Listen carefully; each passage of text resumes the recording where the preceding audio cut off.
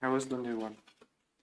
It's a lot different than the traditional one that I'm used to. The inside is very Spartan. Like there's a order wall behind you and like one or two registers. You know how they could usually get you the drinks? No, everything's behind the wall. No, I did have a It's hummus, smaller footprint, so For lunch, I had a sandwich that was hummus, managed different. tomato, They're not keeping up with the same. I watercress, mean, it's still good, and but they're slower. It's been a long time that they should But then be it's- speeding up a little, so. yeah, this was the Yeah, left. that's my Wayne, when did take. you send us the email for the finance report? Yeah. Really? That's it? I will tell you. I will tell you. It was 4:12 So, at 5:51 p.m.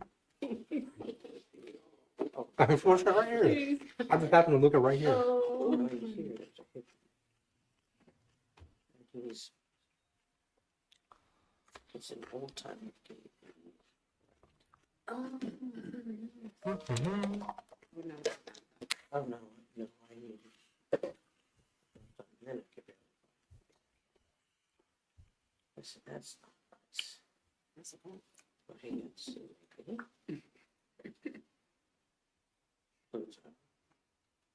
Dale. Where's Chip? Dale, no, Chip wears the clothes, right? Chip has black nose. I thought he wore a orange shirt. No, they don't wear anything. This is Chip with the black nose. I think it is chocolate. No, their teeth are different. He has one. Are you doing any of the review for LSA?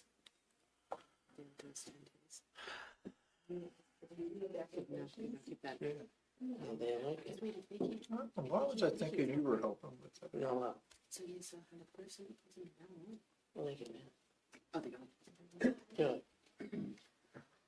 I haven't heard any update, that's all. But I'm not sure to. Okay.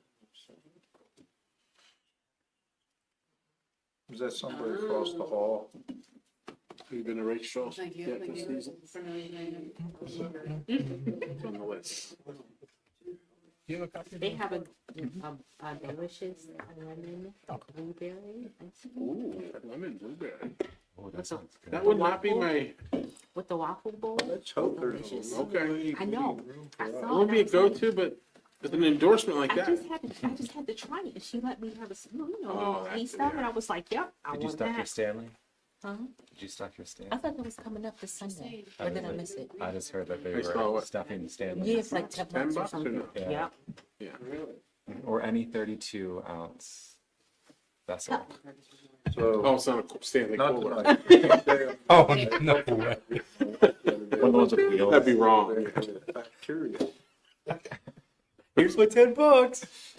Tell you what, I'll give you I want 12. properties. 7-Eleven used to do a How do you slushy realize? promo, and it was fill anything with slushy, and people would bring like Any of that. Oh, really? it's like kitty swimming pools and How do you- Kitty swimming. I do not like slushies that much. No. Rain freeze, man. Rain Like plant the freeze. pipe, plant the house.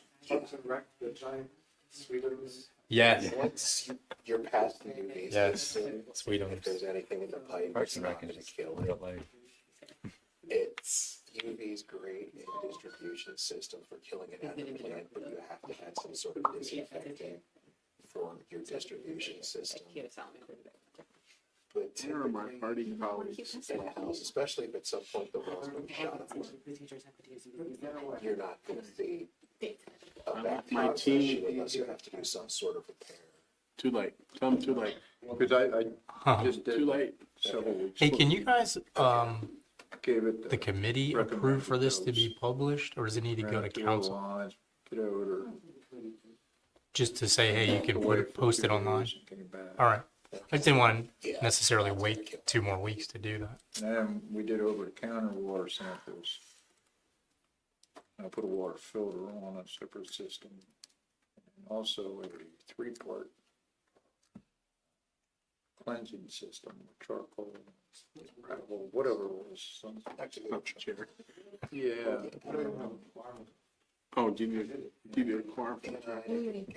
Swear me in for the committee. We can start. Mr. Anthony brings up is the that- chairperson. Typically, And then I'll resign promptly after the meeting, Everything seems to, whatever it takes.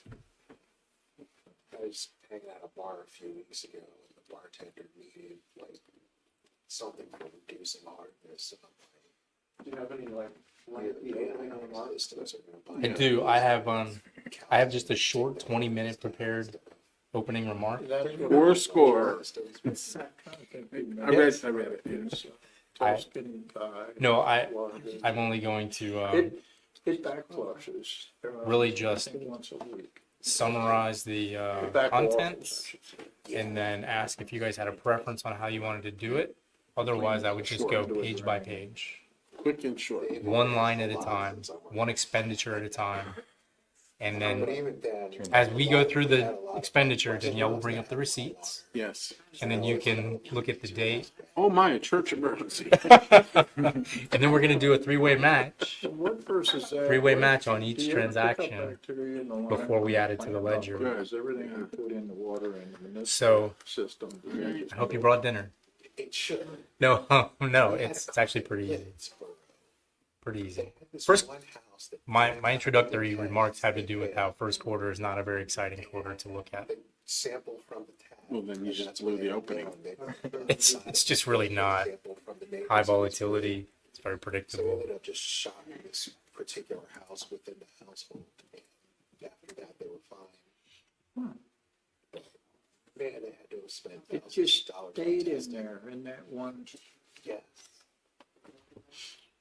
We'd like have to send 10-cent check samples at a time. That's $300 a pop. When you're sending 10, it's like, back then it was $300. It's like, Interesting.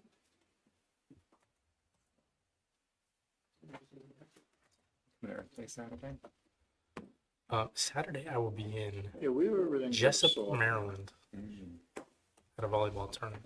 that I know He of. has to be dealing with a kid. if you have the exchange column. My niece is playing volleyball. Pretty excited. Yeah, about and it. it does. The water tastes Hey, sir. smooth. All right. We did Thank you. tennis test between that. Absolutely. All that, we lined them Haven't all. started that yet, even though I protested that we should.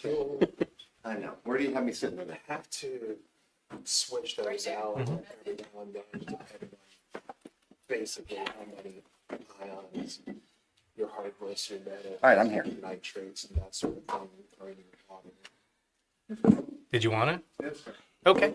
Let's do this thing. Did you leave? See that? Did you leave since Tuesday, or have you been sitting in that chair since Tuesday?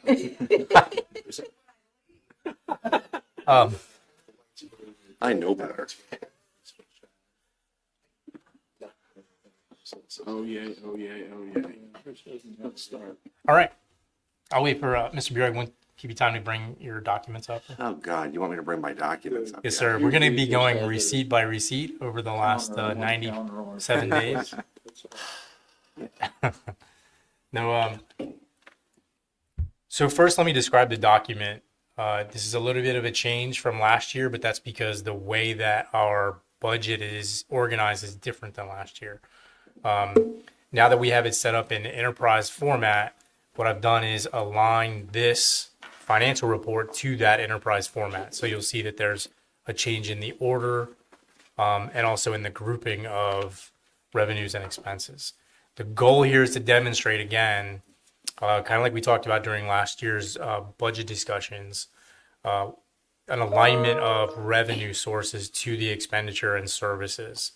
So one thing you'll see is those services provided through tax revenue are demonstrated completely separately from those services that are provided as a result of fee revenue. And that's what will be modeled here. I did include a kind of an opening page, basically explaining kind of the overview of the document. Sarah, if you would mind just kind of maybe scrolling along, just so that we can, yeah, there you go. So there's kind of an opening page. I really wanted to reiterate that we have a new financial transparency webpage that includes the budgets. It includes these quarterly financial reports, and it also includes a link. And I put the link to the pages in there, but I wanted people specifically to start using that online dashboard as well. So that's mentioned. And then also feedback directly through the website on the budget and the tools is in that opening statement. So then I go directly into general fund. And what you'll see here is a graphical demonstration of general fund revenues, which is all tax revenue. This is not any of our fee enterprises. This is all tax revenue generated. In the upper left, you'll see the entire revenue picture. And that profile is property taxes, earned income taxes, property tax for fire, real estate transfer tax, local service tax, per capita tax. And then there's a little smidge of non-tax revenue. That's things like rent that we collect that goes into the general fund. So you'll see there what the orange bars in the background are the projected annual totals. The blue bars in the foreground are the first quarter revenue totals. The specific amounts are in red just below the blue bars. And the revenue picture, really what we're seeing is we're trying to determine the pattern of revenue as it comes in the first quarter. So that way we can start talking about how to make that slow transition away from the cash strategy and more to an accrual strategy later a few years from now. But having a good feel for how that first quarter revenue stream comes in is really essential in there because we need to make sure that we have enough for operating costs in the first quarter.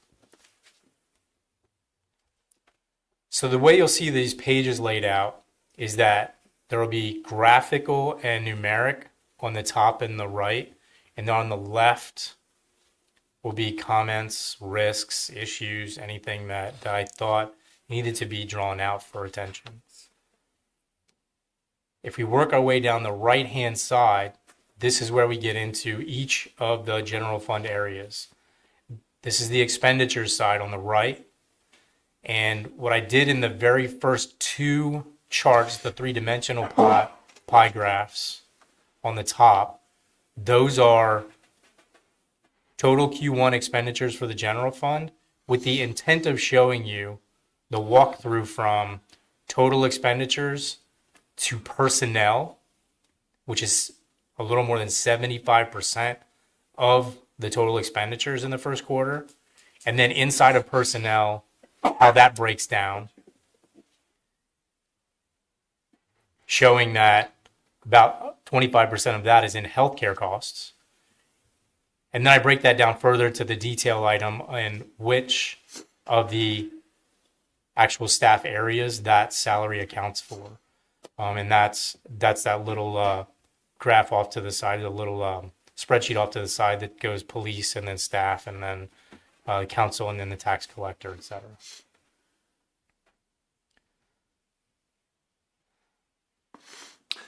Does police include administrative support for police It does. and chief? Yes. Okay. It does. Okay. So past that, we break down a little bit further into the service areas. You'll see that fire service, police department, and highway department have their own sections down the right. And that is, I wanted to show you the budget status, green, yellow, red, on track, off track, massively off track, what the Q1 expenditures were, what the overall annual budget is, what the top 5 expenditures are, and then a little pie chart to the right about a breakdown between operating materials and supplies, that's OM&S, personnel costs, and then consulting also means contractors, so consulting or contractor labor. And so what you'll see for the top 5 expenditures in each of them, I tried to take out, with the exception of highway, I took out all the salary dollars because I wanted you to see the non-salary expenditures at the top 5 level.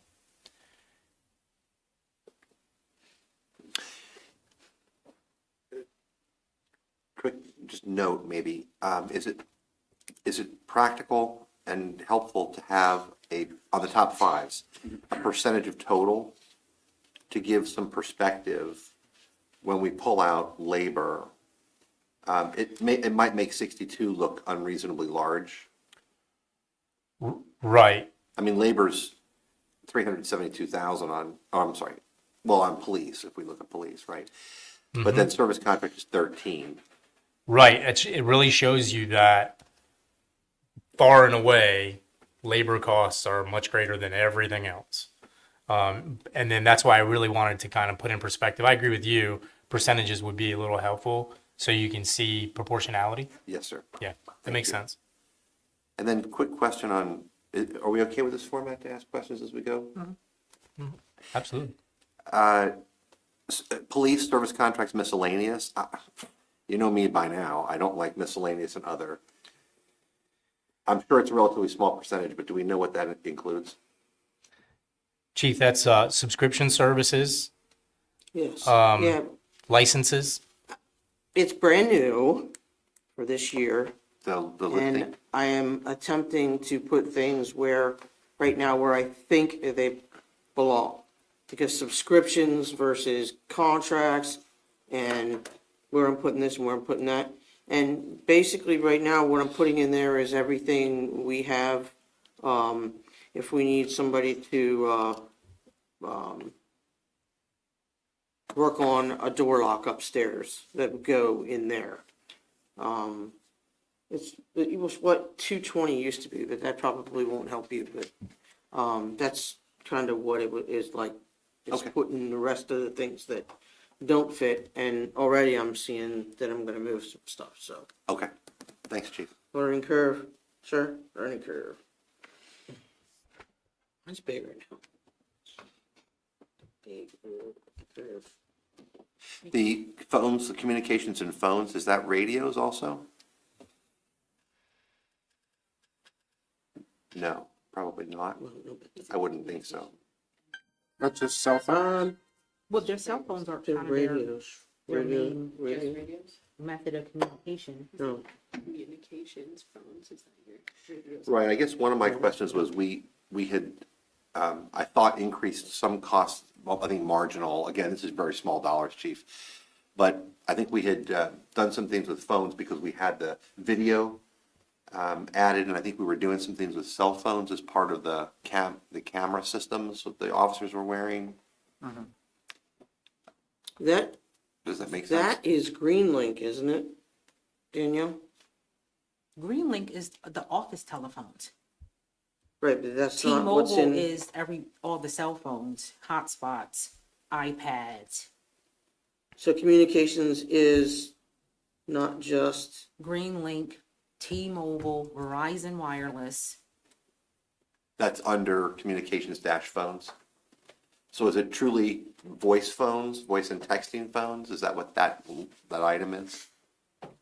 T-Mobile would be your voice and texting phones. Greenlink would be your office telephones that we all have here at the office. And that's all part of that 5,000 number? Okay. Yes. that's my part. Again, I think even more so, Mr. Manager, with the percentages to give some perspective, because I'm imagining these are extraordinarily low percentages. They are, especially in the context of labor. I would hate for us and for future bodies to get distracted by minutia, which I think this tends to do a little bit for me Okay. without the perspective. All right. Good. Yeah, thanks so much for listening. Okay. Thanks, Chief. You're welcome. All right. So on the comments and risks, I particularly added notes to describe what the reader is seeing, and in the future, after we get past kind of the format adoption and folks are used to reading this, then those comments and risk will be almost exclusively dedicated to just describing the quarterly financials, not necessarily the format or the thought process. I'm sorry, I got another one. Sure. This is exceptionally wonderful, by the way. Under Highway Department, I thought you had stated that you had taken out salaries. The salaries are split now between general fund and liquid fuels. When the highway folks work on the scoped items for liquid fuels, which is on the local roads with safety measures or crosswalks, things like that, then their salary will be paid for from liquid fuels. And so it's split between the two. So this listing where it says highway department, and I thought you had said on these three, you had removed salaries. So we Yeah, can see that- it is left in here specifically because it is not 100% of their salary. And there is a note next to it. Yeah. It says that there's additional work and budget items in liquid fuels and parks and rec. So I get that. I'm sorry. I'm not being clear, and I apologize. I thought you had said a moment ago that you removed all the salaries in order to give us the top 5 non-salary expenditures. It's true in everywhere except for highway department. Okay. Yep. Only because it's not a total expense amount. Okay. Yeah.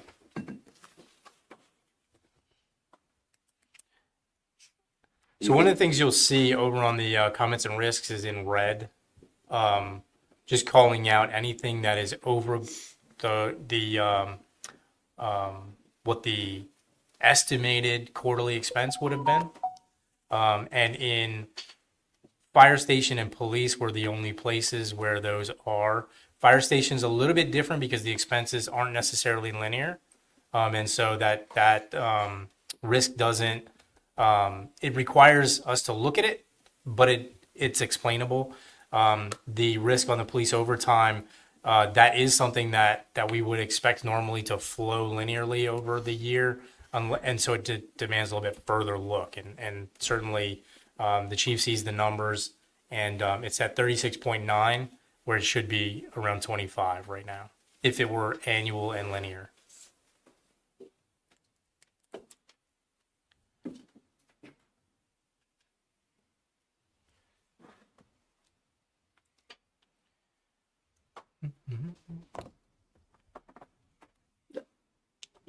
Are you not waiting for me, right?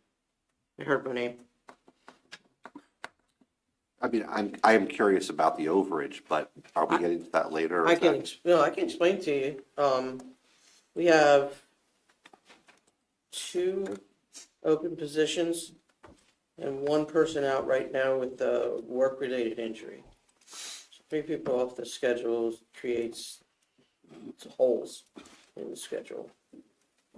The only one that we're gonna work on quickly, because it's the only one we can, is getting our hurt person back to work.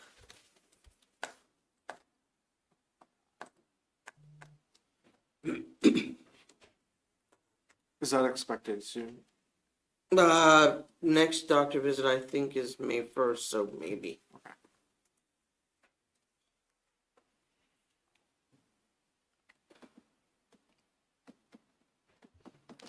Whenever you're ready, I can go to the next page.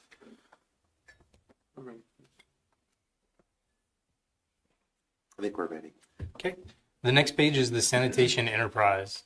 As a reminder, the sanitation enterprise is a fee-driven enterprise that includes sewer, stormwater, and refuse recycling and environmental programs. So when you look at that same revenue chart on the left that we had from above, these revenues are all fees and not tax dollars. And so it's the same layout though. The orange bars in the background are the projected annual totals straight from the budget documents. And then the blue bars in the foreground are the actuals for Q1 with the dollar amounts in red just underneath. Can you help refresh our memory both on this and the previous page, whether you expect revenues to be linear or not? That's what we're trying to use the data now to do, is from last year and this year, is trying to project the how well can we forecast the revenue inflow, and we're just not there yet. So no, right now it doesn't appear that it's linear. Even though we lay out the bills that way, it seems that it may be linear over the year, but it's not within a quarter or potentially over 2 quarters. Do you think it would be helpful or distracting and cause confusion to add percentages? Where the Q1 as a percentage of the total, not confusing. It would just, or not difficult either. Just click in different button on the chart here. But it would be helpful in trending. I think that what I can do is try to put it in without making it look cluttered and see how that looks on the next iteration. Yeah, You're maybe, talking in the bar chart? Is yeah. that where you- Well, I would put it just below the red numbers maybe. Yeah, Just kind of indicating percentage of budget. Right. We're showing annual budget and we're showing Q1 results. So if we saw 20%, it's easily explainable if it's nonlinear. If it's supposed to be linear, we're identifying it early.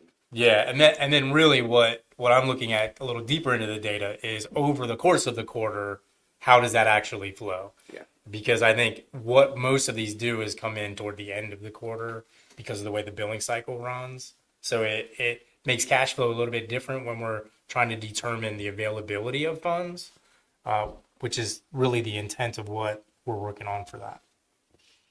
This is such cool stuff. You guys did a great job. It's getting there. I think once we get through a couple of quarters with this new approach, we'll actually be able to see real trending, good and valuable information.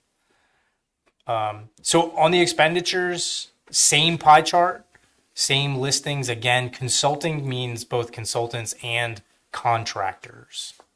So that would mean like the solicitor, the engineer, that's consulting, but it would also mean like Rogel and the other contractors that would come in. Basically just means people labor that is not government employees. And again, personnel, a big major cost of that, big major amount there. So the way this is laid out is, Sarah, if you could scroll just a little bit to show that whole pane at the bottom, right there, yeah, is each of the three enterprises that are within the sanitation enterprise, each of these three areas, sewer, stormwater, and refuse, we have the same information as on the previous slide, which is the overall pie chart, the budget status, expenditures, and then top 5 expenses.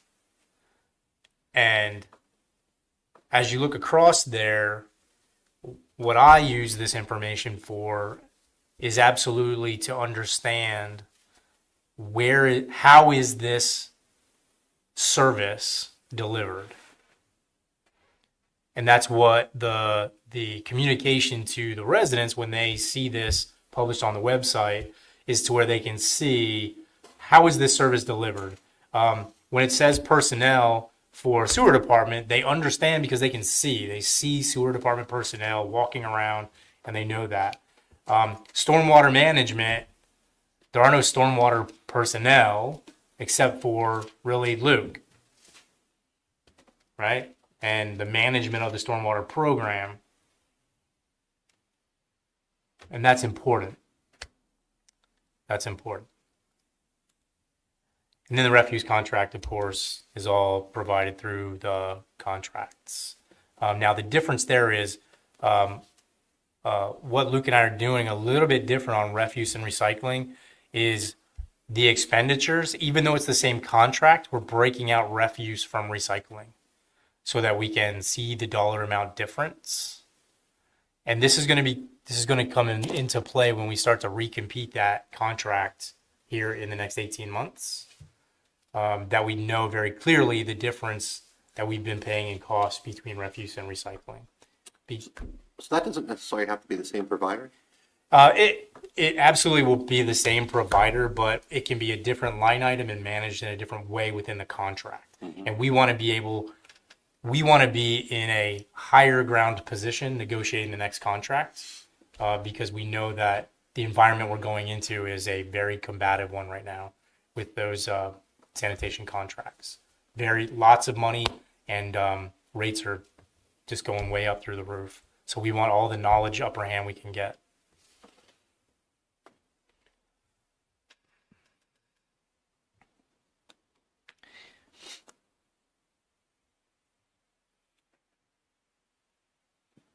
When you're ready, I can move on to the next.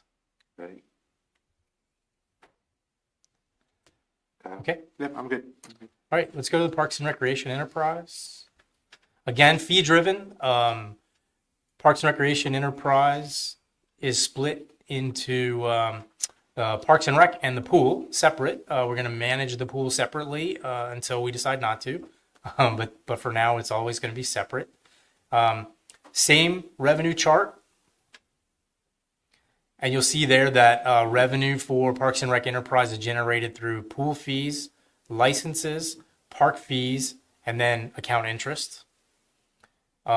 Licenses, we can go over, that's on the detailed spreadsheet, which licenses.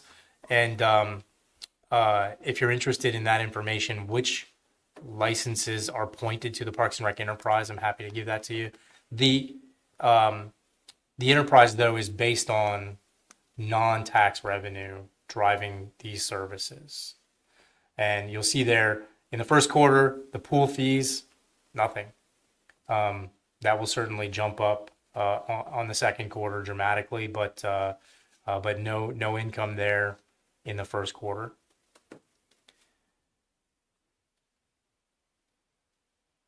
And then same exact layout on the expenditures. And then on the bottom half, where we go into the actual program elements of Parks and Rec and Community Pool.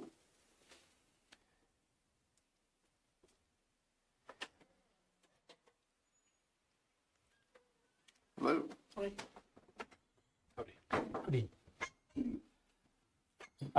Additionally, Community Pool, you'll see the expenditures very, very, very low. So the next quarterly report will absolutely, the Community Pool expenses and revenues will definitely outperform Parks and Recreation by a lot. Those numbers will jump up dramatically, and we're looking forward to it. We got a whole bunch of revenue generators coming into the pool and into Parks and Rec through our pavilion rentals and field rentals. And I expect that the pool folks are generating a little bit more revenue on parties and events this year as well. So the goal there is, again, finish in the black, which I think that we're gonna, fingers crossed we don't have, a similar event to last year where we start off with an unknown source of empty pools, and then we'll be off to the races. Of note, the pool does not include the Upper Allen contribution this year.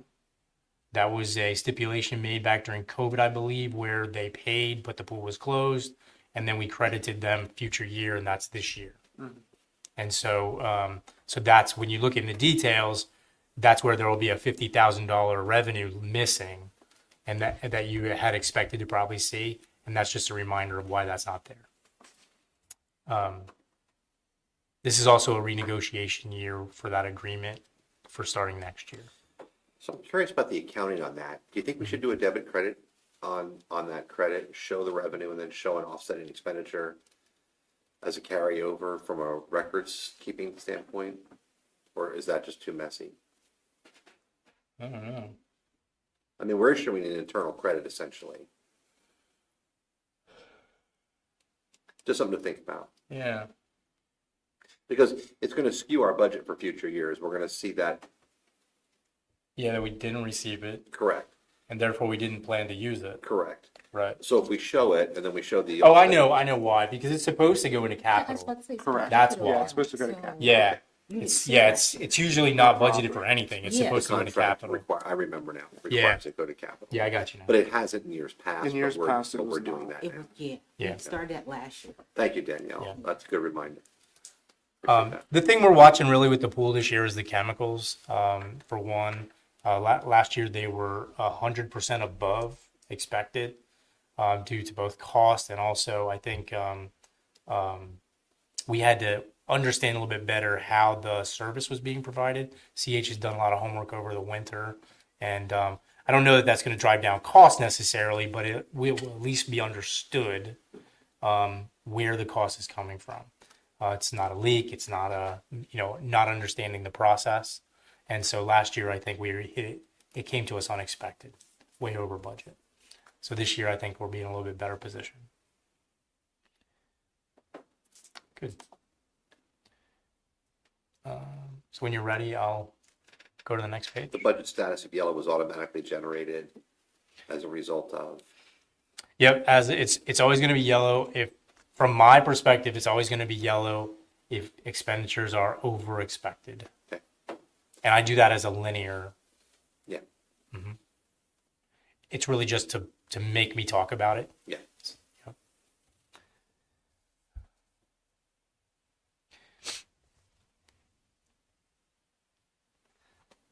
So I think now is codes and zoning. Codes and zoning, again, we converted this year to a fee-based enterprise from a general fund driven enterprise, or a combination of the two. And what the goal here is to do is to generate a fully self-sustaining codes and zoning organization over that can deal through the volatility of low and high building years. And so what you'll see here is two things. One is the current same information as previous pages, but you'll also see the program strategy that I put in the notes that we talked about during the budget discussions.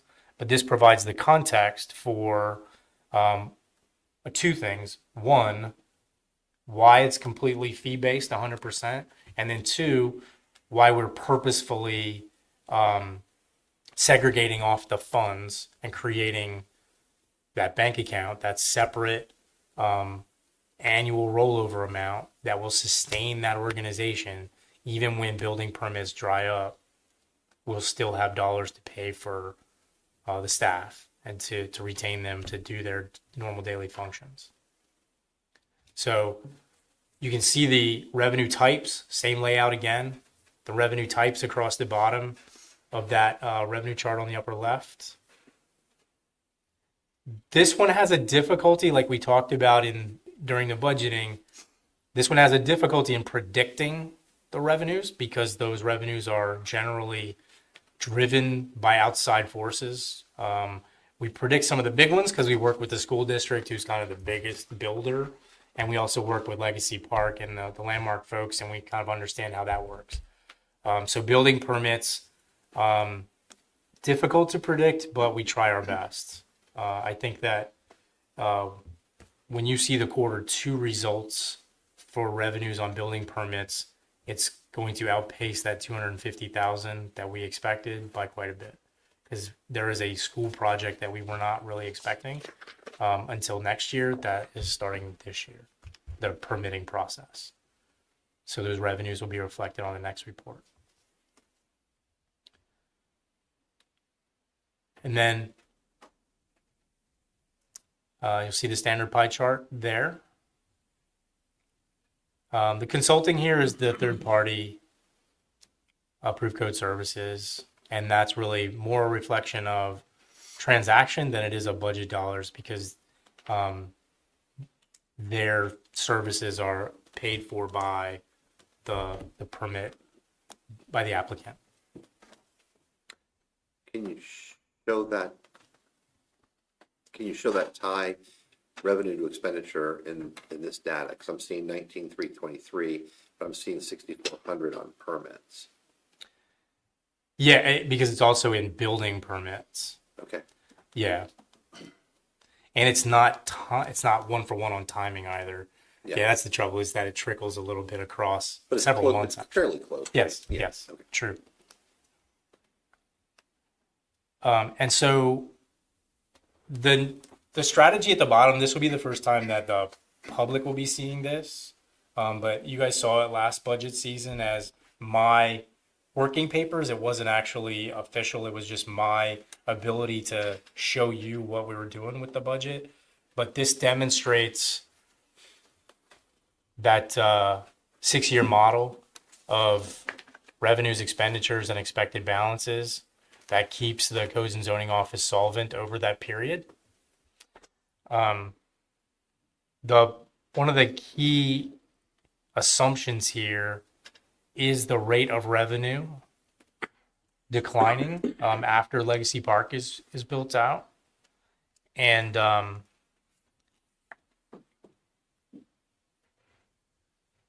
that's what this is meant to overcome, right? Is when building permits start to dwindle, we need to make sure that codes and zoning office is still funded from a daily execution perspective.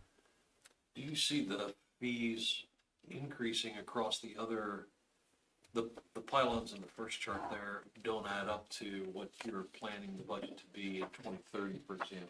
If the budget's gonna be $250,000 in 2030 after a reduction from Legacy Park going away, the other pylons would have to be more than what they are now by a pretty significant amount to get there. Yeah, a couple of things will happen though. So just like we were talking about before, like almost 40% of the entire expenditure will come out as permits come out, as building comes out, so does that consulting expenditure as well. So the whole thing shrinks a little bit. Okay. And really what it is we have to really outpace expenditures with budget over the next couple of years, and that's what I'm showing here on 24 through 27 is really outpace expenditures with revenue so that you can bank that additional revenue and spend it when you're not. Right. Yeah. No, yeah, I see the Okay. deficit spending there hitting about, what, 2028? Yeah. Out of savings. That's of my- 1%. That's right now what Greg and me, and that's kind of what we come up with as Right. where we think they should dry up when Legacy Park is done, and we assume the school district is not going to then rebuild their buildings again at that point, but maybe they will. So you're thinking through, because when I look at it, it looks like the balance is still decreasing. We still have higher expenses than we do revenues in Yeah. 2030. So are we looking at other streams of revenue for codes enforcement?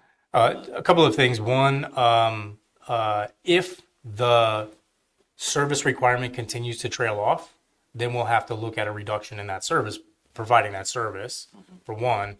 But then two, the comprehensive plan should have some development aspect to it that turns that curve back upward. Okay. Oh, And that's kind of the goal, is that there's a lag of about a 4 to 5 year period from when we do the comprehensive plan to when that curve begins to go back up, I got you. and then building resumes in a different way. I got you. I was thinking Legacy Park is the end of our development, but not according to what. Yeah, then we're talking infill about. will happen, and when infill starts, those permits will come back up again. Right. Yeah. Okay. We don't have any projected numbers on that though, do we? We don't. Because this, yeah, I mean, it's a great plan, but I guess it's not really based on numbers. It's based on theory, right? It is.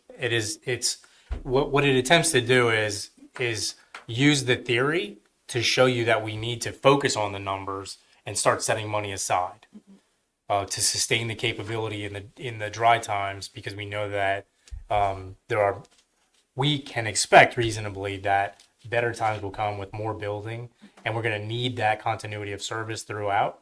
And so now is the time where we need to purposefully set aside those additional dollars. Yeah, I totally get that. It's a complex calculation, to be sure. I guess I was interested in looking at the expenditure line at 2028 on it at $250,000 flat line, Yeah. which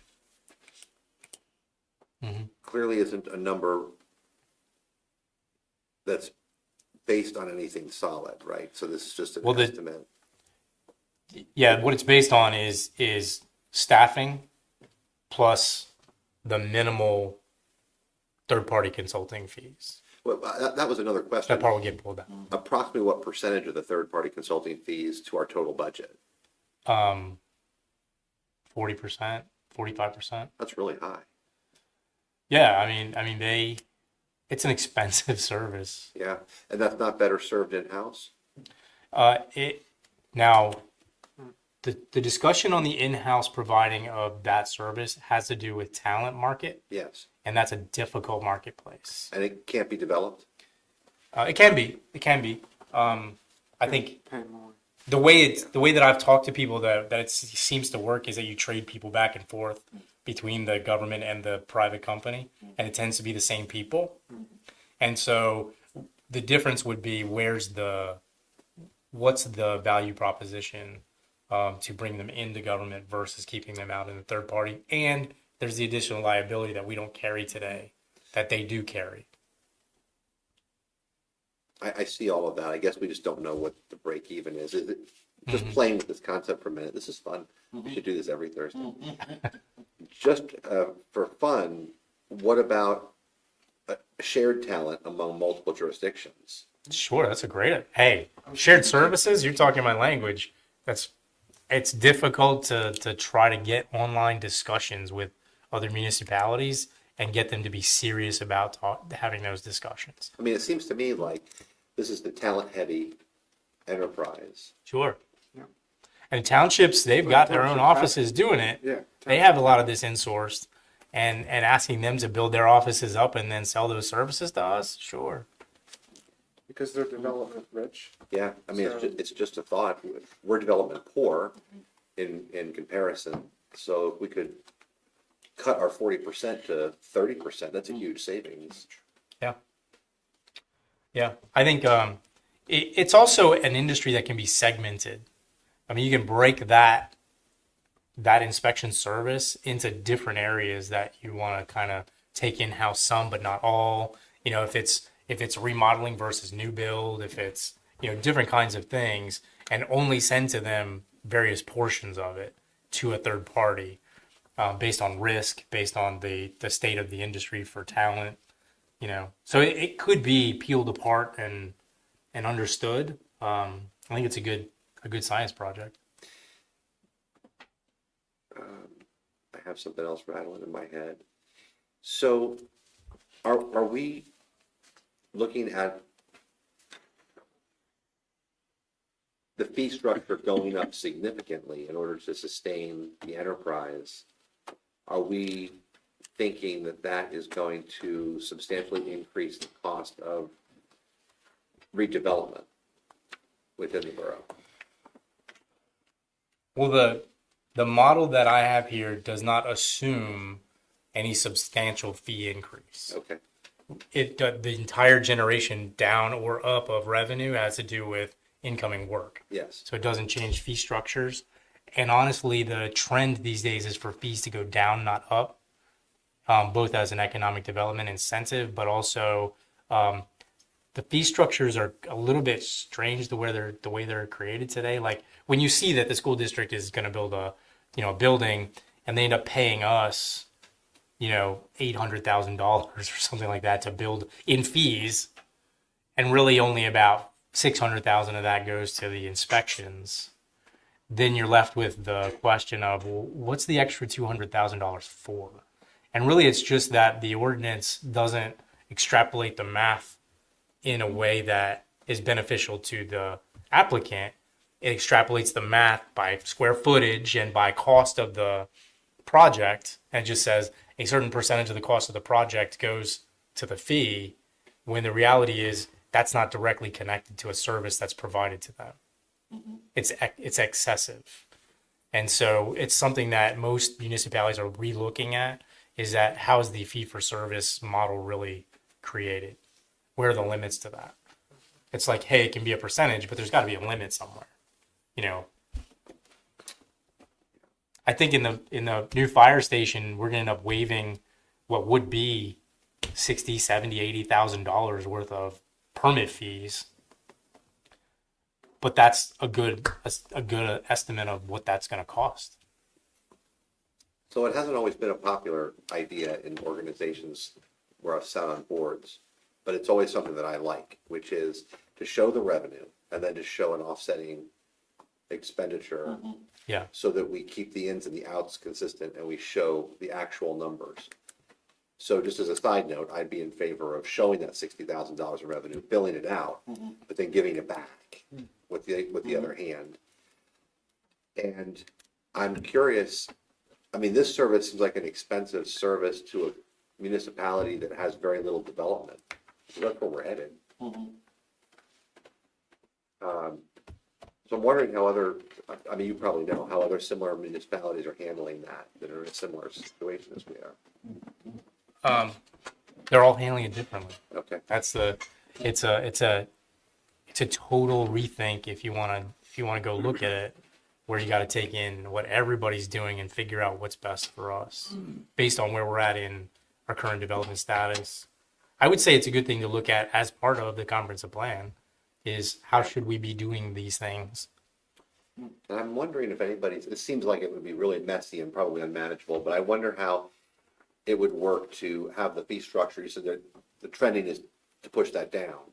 Having the fee structure stay the same or maybe even increase slightly, but then give credits as incentive for redevelopment based on either total size. We were talking about this yesterday. Yeah. Total size of project or total investment dollars or move toward a greener environment, whatever the borough finds to be important at that time, giving an offsetting credit against those fees. It would help us move projects in a direction that was more desirable. Absolutely. Right. To have happen. I love the comprehensive plan team. It's a great idea.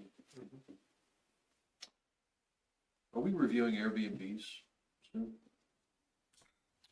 The ordinance will be, it could be as early as the next tranche that goes over to you guys. Is there an inspection piece to them? Can be. It depends on what you want to do. But yes, the model ordinance that we'll be providing you as a draft does include an inspection requirement. What do you envision the inspection looking at? That's probably a different topic for a different night. I was just thinking about the revenue bump. Right. I mean, I think it'd be nice if we were trying to establish that we are kind of a prime location. I'm just not sure, like you said, another night, but I'm not sure what we'd be, maybe think about what we want to see inspected. Yeah, safety I know, right. is the word that comes to mind. Well, like rental inspection checklist item. Right. I mean, I'm sure that the chief Neff would love to see us continue to focus on fire safety, especially with B&Bs.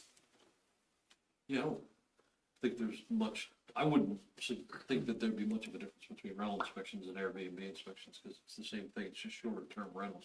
The difference is that people are living there versus just staying there, right? So there's gotta be models out there we can pull out. The question that I have was, are we contemplating a inspection and a fee for an inspection, and how much more work is that gonna be for our folks? And I'm sure that's a much bigger question than we're talking about now. I was just thinking about the revenue piece versus the expense. Yeah, and really they're already registering with the county and paying taxes to the county. So adding more onto that is just more of a burden. I don't know. It is, I think, required in order to drive a service to go do inspections. But it can still be fairly minimal, just like our rental inspections. That's kind of a minimal amount, what we charge for that. Yeah. But yeah, it would have to be, it would be, I would add safety, but also compliance with the short-term rentals ordinance, which would have things like parking requirements and things like that built in. And then I don't want to get too much in the weeds, but I would love to see an enforcement penalty for people who do not comply with our codes and zoning, which is, I believe in a subjective world, not insignificant at the moment. Yeah, nearly every new ordinance or ordinance change that you guys have coming your way this year has Matt inserting a new and increased way to do penalties. That's more helpful and easier to operate. When we do that, that'll be covered by a resolution, right? It'll say fee is set by resolution, because that Right. enables us to change the fees more frequently without having to. Yeah, you would refer to it, and then it would be part of the annual fee resolution, right? Mm-hmm. But I think given how much I believe is not being properly permitted, that in good enforcement effort could actually be, believe it or not, at least in short term, a revenue generator. Oh, yeah, no, I think long term too. The tricky part's gonna be enforcing across the board. Absolutely, yeah. Mm-hmm. But we have to do enforcement, or nobody would bother coming in and paying the fee, and then we get the community that is a problem. Is the enforcement mechanism there, though, is through magisterial district justice. So, Yeah, like, we impose the fee, but that goes to, it's really about how you want to balance the risk of a liens process versus trying to get paid immediately, right, so, collect the revenue immediately. Revenue collection immediately would be the magisterial court Right. system. right, versus lien would, Yeah. Well, I think this, again, is another conversation for another meeting, but But it does have an impact on the revenue side of things when we do have fees.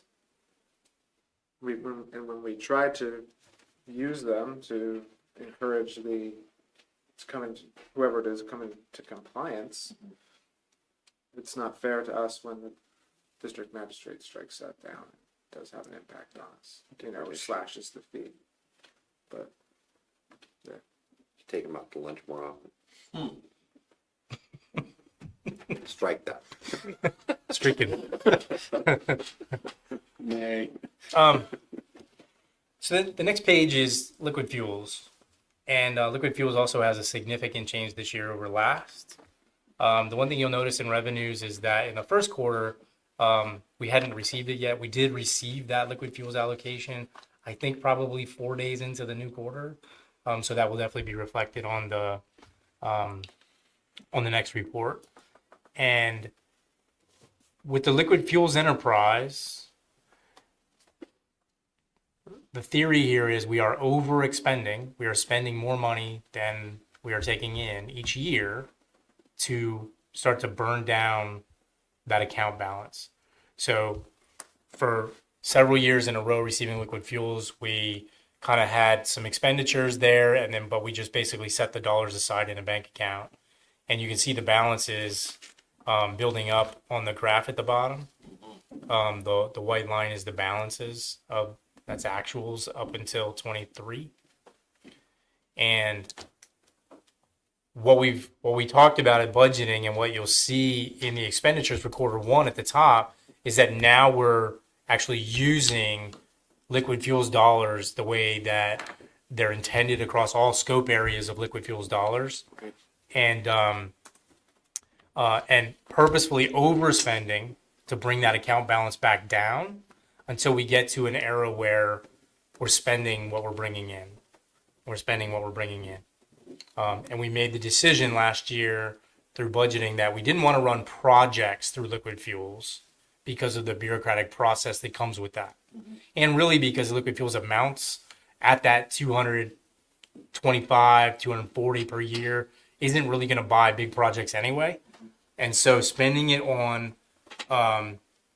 operating materials and supplies, labor, and our standard utility bills for lights and that sort of thing was a more effective way of spending those dollars.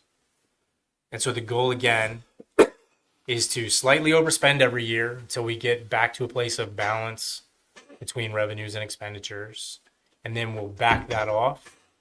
And the backing off of that will probably be the highway labor, moving some of that back over to general fund to bring it down. And that'll be the governor each year would be how much highway labor you put on liquid fuels is basically how much balance do you have. Yeah, because there's $100,000 spread there even in 2030. Right. And again, this brings up that threat when people say, hey, you can't do X, Y, or Z, they're going to take away your liquid fuels money. When you look at the amount coming in, you're like, really, is that really that much of a threat? Like, it's not like they're giving us millions every year. And so I think that we also don't know when or if liquid fuels just stops. It's legislation. It can be eliminated just like anything else. So we can't count on it. Which brings me back to my comment again about debits and credits. So are we accounting for this? Are we showing this and then showing this as a revenue side? Mm-hmm. Okay, on the highway personnel. Yep. So we're maintaining the highway expenditure for the personnel in the highway department. We're not transferring that here. We're showing this as an expenditure. I believe it's both places, correct? Yeah, it comes from both places. It's shown as an expenditure in both places. That's fine, as long as it's fully accounted for. Yep. All right, that would lead to much better budgeting in the future. It was a great idea last year, and it's executing beautifully. I think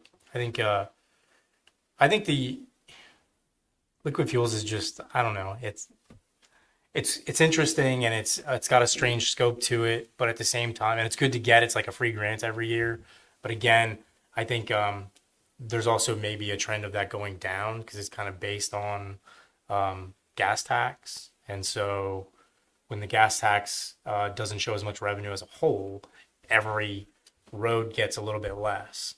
And so unless they fix the legislation and start to charge, electric Charge vehicles, Tesla, yeah. charge electric vehicles, which has been proposed, then that liquid fuels goes up. The intent of liquid fuels is really to maintain local roads.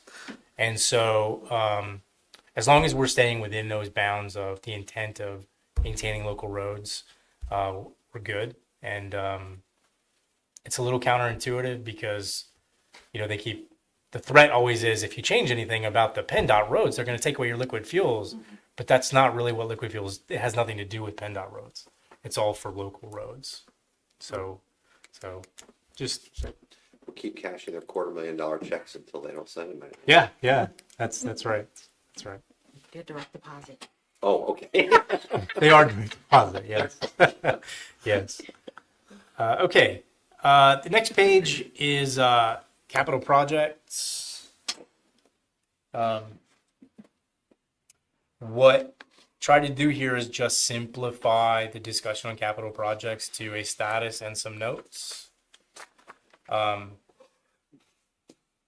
And please take a look and if you have any questions, all the folks are here in the room, except for Greg and Justin, which would probably be able to answer some questions as well.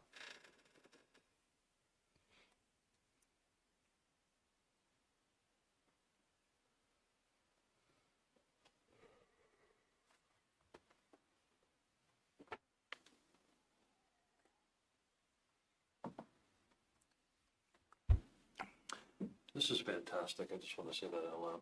Thank you very much. Just hoping these projects get done.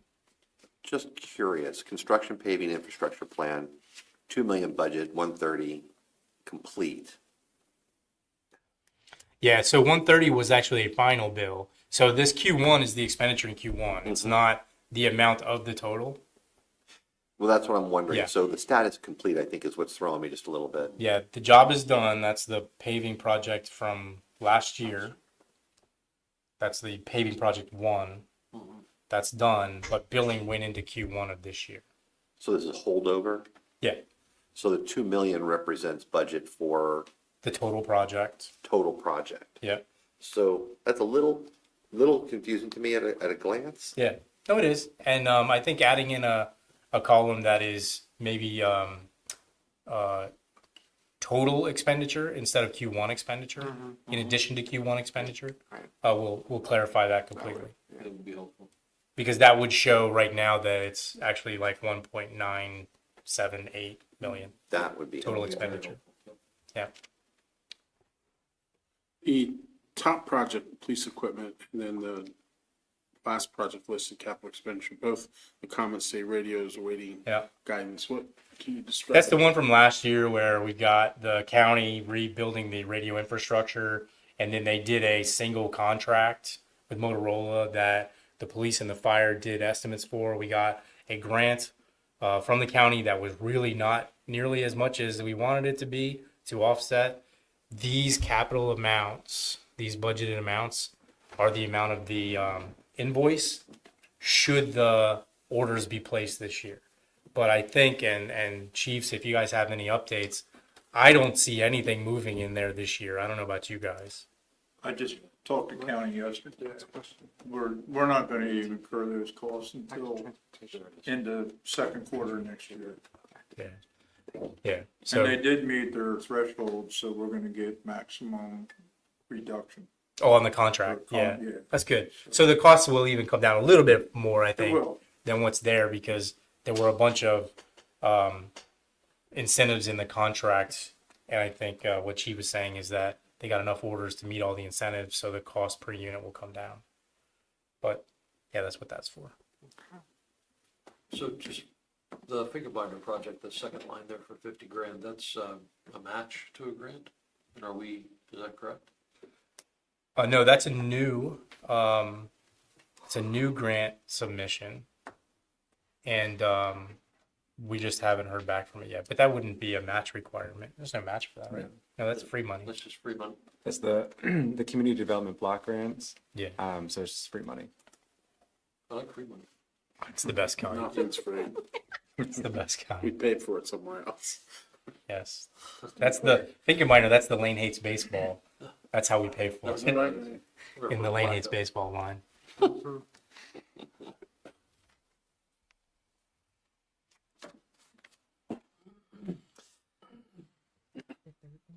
think I just read that. Yeah, it just came in like today. The Railroad Avenue Park, we just got an invoice today on that.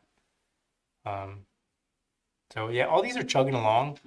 But again, this is kind of some of the issue that we're seeing with first quarter is that the industry that we're in, and I certainly wouldn't have known this last year, but watching it over the last year, the industry that we're in, there's just a real slowdown, not just in the work itself in the wintertime, but in like the administration behind it. Like the bills are slower and everything's kind of slower. And so I think what this actually does is it kind of makes us have to look at how we financially plan for projects a little bit differently. And we're going to have to start really looking at, we could budget for something one year, but the expenditures, we're going to have to be able to make sure we can envision the expenditures will happen in the following year, even if the work's done. And so, You're talking about cash flow management. yeah, but at the same time, when we start doing things like setting funds offline in different investments and reducing the amount of available cash, it becomes more important, obviously. Right, when we talked about that in the latter investing that we were going to be doing, correct? Yeah. So I know we're about to get into cash accounts. Are we experiencing any kind of cash flow difficulties or near difficulties? No, but the near difficulties will come into how much risk you want to take when we move money offline into investments. But the policy did overcome that a little bit by requiring liquidity at the intervals. So, but it will come up is exactly how much are we taking offline at any one given time. I mean, as long as we're not dipping into debt, which would Right. create cost. And if I remember correctly, we had chosen to invest in investments that were fairly conservative and simple, so we would lose possibly interest, but we wouldn't lose principal. Yes, And we wrote that into policy. yes. So, but as far as tax collection and fee collection against expenditures, you're not seeing any cash flow crunches anywhere. Not unless we have, so right now we have a lot sitting in some of the reserve accounts, right? So if we have a crisis in the wintertime, looking at, in other words, when we look at first quarter expenditures, I think what Danielle and I are gonna be looking at in future years is, I don't think that we're going to be wise to connect those to first quarter revenues. It just needs to be more connected to a carryover amount to operate the first quarter by month. And that will have to be something we talk about in the budgeting is instead of looking at cash coming in, cash going out, we're gonna have to look at carrying over a little bit on the books and saying to run operations in January, we're not relying on incoming revenue. Just because there really isn't. It's never the case that we do that. You're just saying you want to document it properly. Yeah.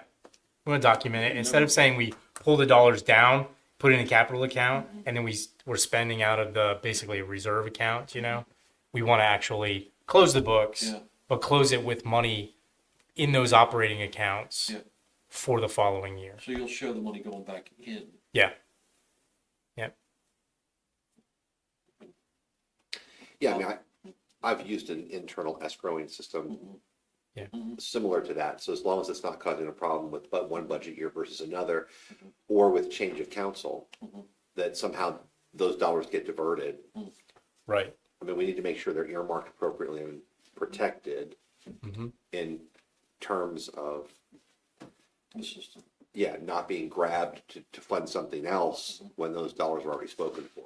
Yeah. But I think the good news is what we're learning is the ability to understand the first quarter operating expenses and understand how to manage the risk on that. And so it's not going to be this ginormous amount of dollars because barring emergencies, those first 3 months of the year don't seem to be high in expenditures either. So you're really just looking at staff labor and getting started with some other events, not really paying for them completely. It's, for me, in my head, it's just as simple as we're going to put money into CDs or whatever we're gonna do. Mhm. We're allocating a certain amount of funds to do that. We're gonna allocate a certain amount of funds to be available in the first quarter. Yep. And then we're gonna put it back into that account at the end of the year when we have it. That's right. And we're gonna do it over and over again, just like we do the CD, we're just gonna keep rolling. So Yeah. it's not that complicated, we just have to show it properly. Mhm. You're right, designate it so everybody knows what the money's for. Right. And then we'll tap in. What is the estimate on how much we'll make on the investments by putting that money to work passively for us? The CDs, Even dollars or percent? dollars. I don't. And what would you project? I think as- what we've looked at, some of the estimates we've looked at had us bringing in what If you, 80 grand a year maybe. Yeah, what's the total dollars? Something like that. CDs? It was like 1 point. Yeah. It was a It significant. was a significant chunk. Yeah. We're making four You're saying about 80,000 Yeah. currently projected new dollars. per Mhm. year in new dollars just from putting our money to work. Yep. Yeah. Right. Yep. Okay. Thank you. And then really all of it being available all the time based on the liquidity. Rollover, yeah. Well, and quite frankly, I still feel good about the fact that we can cash those in and just experience a loss of interest. And Yep. we've got, It's not we've even got all the the interest, principal it's just dollars. some of the interest. Just some of the interest, yeah. Yeah. No, that's great. All right. The next page is those accounts, cash accounts, but it also has at the bottom debt service, current debt service. Can I pause for just a second and ask, is there anybody else in the room that has anything they want to say about capital projects before we move on? I mean, you guys are kind of patiently hanging out. I want to make sure you get heard if you want to be heard. Yeah, if I could just throw it out, it is my wife's birthday. So I was hoping that I could be released here. The only thing I have on the fire department's end is just the anticipated draw on capital monies for the grant. And I have the rough figures here, and that's for the SCBA grant, the federal grant.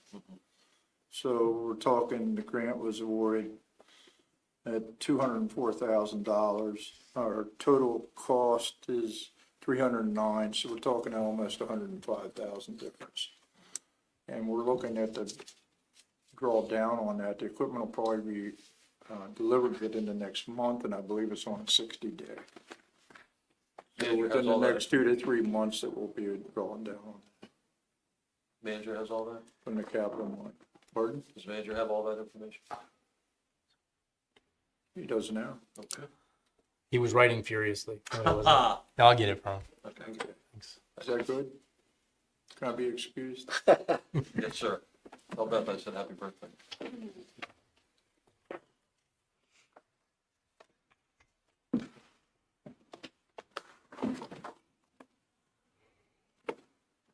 Anybody else that we need to keep Manager Lane? Send them all for you if they want to go. Nope, but I expect all of them will want to stay because of the riveting content. I understand. We're grateful for them being here, but if you guys don't have anything else for us, we're almost done anyway. Feel free to hit the road, Jack. I got some good jokes at the hardware store today, but I can't share them right now. Yeah, I understand. You forgot them? Seriously. Yeah. Usually, just trying to help. To me, Or down here. Man, Yeah. Do you have something? No, he just said he was gonna tell a joke from the Oh. hardware store, and I said, we are streaming. oh, That's why you forgot it. Good point. we can't leave that long. Thank you very much for being here. Thank you, sir. Yes. Thanks, guys. Ladies. Right. Which is me paying. There you go. If we find, like, segregate that out, put it into CDs or whatever. the savings account. Thank you for being here, sir. Bills. More because it'll help us Yeah. generate. Maybe we'll get the last bill for free. Generate somebody to people. Okay. Just saying, it could be your thought. It could be your thought. Mr. Manager, Yes, sir. just because it came up and because I may have misread, but I thought I read you to not have heard the numbers that Chief Knapp shared, that those funds are set aside. We have earmarked dollars for that project. The SCBA's. Yes. To me, I understood that to be grant driven only until just now. So I need to go figure that out. So that was the first time I had heard that also. That surprised me, especially when it appears that an order is in. Yeah. So is there just a fund that orders like that are normally drawn from? Yeah, it's the Is that, capital, fire capital. Fire cap. well, I understand, I'm sorry, I understand the account, I guess, I'm asking about the process. So is that SOP for us, that be the way that's announced, or does there need to be council action, or how does that work? $105,000 is not an insignificant amount of money. I think it depends on whether they're buying it out of MVFD, which I don't know if it's coming from the capital account or not.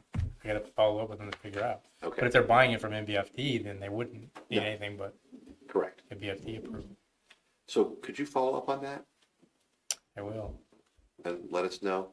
Yes. I don't like surprises like that in budgeting. It's a big surprise. Yes, I agree.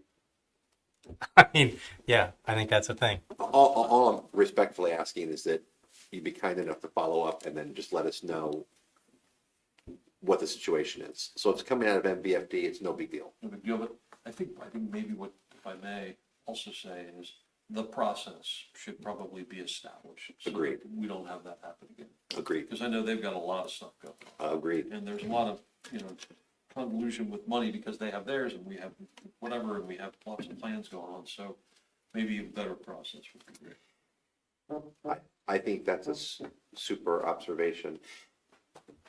With everything that's changing with them, we have the radios, the station, all the equipment. A process would really be nice to have. And maybe, yeah.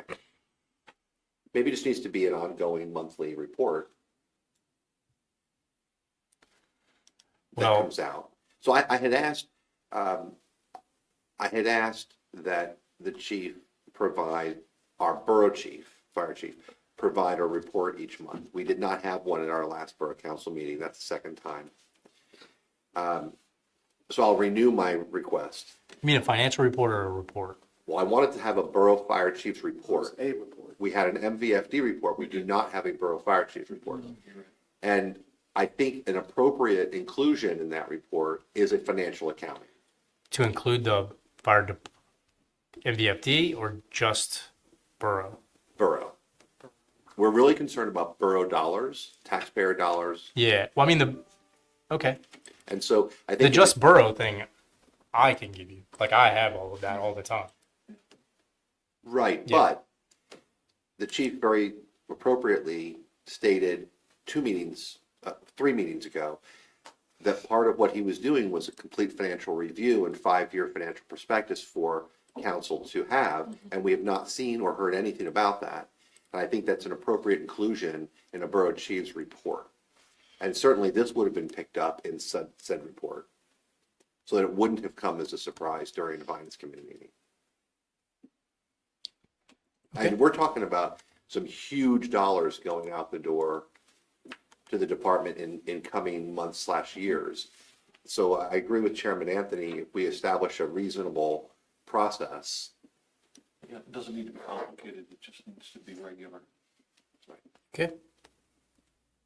And just to be clear, no complaining on my part. This is just part of the normal budgeting process, and Sure, understood. Okay. Got it. Good stuff. So on the debt, cash accounts and debt service, there's the two things that are not reflected here that are impactful in the future will be when we begin to do our investments, those will be reflected probably on a separate complete page as a full portfolio rundown of each of the funds. That makes sense. completely. And then the second thing would be the new loans, 2 new loans this year that are on the books. One for 219 East Main if that happens, and then the other for the paving project 2, which will be later this summer. Paving project 2. Excuse me. Both of which are on the budget, but neither of which have been actually created yet. No, they would be reflected in the debt service But you have both. They absolutely would. Yeah. And they would have their full 20-year amortization line there. So that's the changes that should be there next. You should have Next quarter. the 219 East Main if that happens, and then you should have the investment portfolio by then, but probably won't have the next paving loan yet because I think that's going to happen in the third quarter. I thought we were doing that kind of simultaneously with the acquisition, wasn't it? The paving loan, no, remember that was loan in July for RFP in September for construction to start in February. Right. Yeah.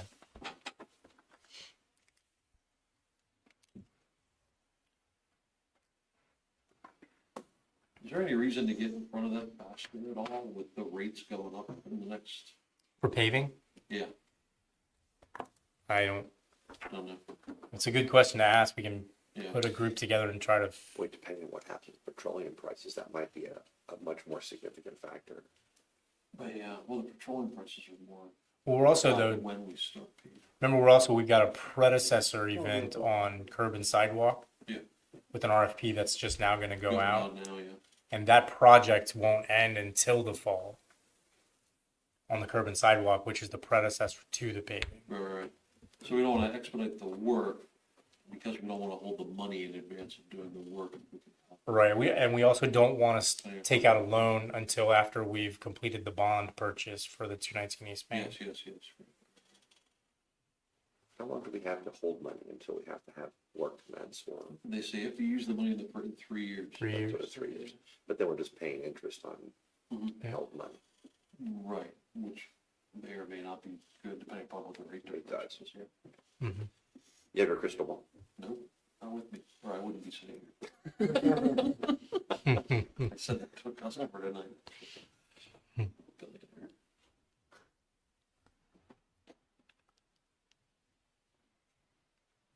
I don't have any questions on this. You good? Great. Thank you. Good. No questions for me? Absolutely. This has been Council. absolutely delightful. Seriously, I know you're serious. I am very serious. I would come back every Thursday. I really would. Oh, boy. We hope to get better each time, and I'll tell you that the staff has really put all into this in trying to make sure that we're doing our accounting processes with attention and with purpose. Danielle's doing her part to make sure everything comes in and goes out correctly. I think the audit reflects that this year so far. The visit from them was very good and quick, and before. Payment? But all of this is with the purpose of we want to know more about how the money comes and goes. We want to be more transparent with the public, and then help you guys make smart decisions. So that's where then I think you guys focus appropriately and get you the information you need to make smart decisions. So I can't even imagine the amount of work that went into this by staff because the data's all there, but to put it in a way that is easily understandable by almost anybody is a gift, and I'm grateful for that gift that you're giving us, and that we're live streaming is spectacular. I didn't even know we were live streaming tonight. That's fabulous. Yeah. Because I really believe the public can understand what we're doing. They can look at it, they can understand it. Yeah. And really get a feel for what we're trying to get done and have. With your permission, I'd like to post this on the website as well. Chief, there's a guest out. I'll have to. Yeah, but he just, I didn't see him till just. Anybody from the public like to comment before we close the meeting?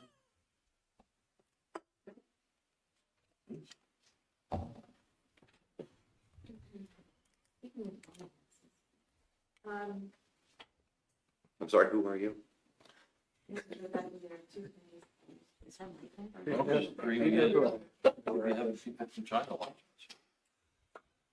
I applaud the council and borough staff for all of the changes, all the bright, shiny new things and new way of doing things and publicizing things that we've seen over the last, well, more than a year now. I'm going to return to something we have peeked at a little bit here and there, and that I don't see reflected, didn't see reflected in the 2024 budget that we're here tonight. And that's the borough's commercial rehabilitation loan program. Am I missing that? No, we still don't have it. It's still with the county. I mean, so it's not reflected in, it wasn't reflected in the budget, and it's not reflected here tonight. No. We've talked about this, the manager and I have talked about this. I've talked about this with many of you individually. We have not had a balance for that program in over a year. We've not been able to get. We'd like to see that move back to under the borough, because that's frankly where it should be. It gives you, it's always been there, but it allows us to do more with it, certainly to have a better grasp of what's going on, what's available to lend, to be able to market it and so forth, and control costs. And it should be there. You know, it should be part of, it's part of your portfolio, but then again, it really isn't, because it's housed somewhere else. We haven't been able to get that information, so we'd like to see that move forward. I have always said that I would be happy to volunteer my services to do the same things that I did before, getting the people, marketing the program, gathering gazillion pieces of information that the loan committee has to look at as they're vetting applicants and so forth, take it through the closing process, keep an eye on it in terms of who's being responsible in their payments and who isn't. Also, what's coming. How many loans do we have out right now? I know that. I'm not sure a lot of other people know that. About what would that balance be if we could get it? I kind of know that. I can do the math. I know who makes payments and who doesn't. But we should have more control over that to be able to better serve our own citizens and get people to utilize the program.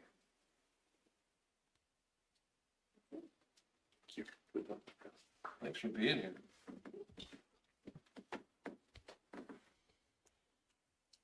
How we doing? Just, I'm done. Thank you. And can I have your permission to post this on our website? I'm sorry, I did hear you ask that question. It's okay. I don't have a problem with it. Do you have, does anybody else? I'm fine with that. I agree. Yep. Thank you. Four head nods. That's official. It's official. Thank you again for very all your much. work. Oh, I'm sorry. No, go right ahead. And Danielle, Yes. outstanding job. Just terribly impressed with the work coming out of the staff, financial side, and you representing that, all that. I know you're doing a lot of this work, so. Thank you. Yeah, I no, appreciate it. thank you. It's been wonderful. Last year, I felt more than a bit of frustration, I'll say, which was unfortunately visible. But this year, what a dream it's been. So, well done. Glad you're aboard. Thank you. My compliments. Ron, anything else you want? As well, thank you. And Chief, thank you. You're sitting over there so quiet. Right. That's what I'm supposed to do. Thank Well you. done. Thank Good job, you. good job. Yeah, thanks for the work on your budget. Thank you, Sarah. Connie? I'm good. Thank you. Now what? We're adjourned. Oh.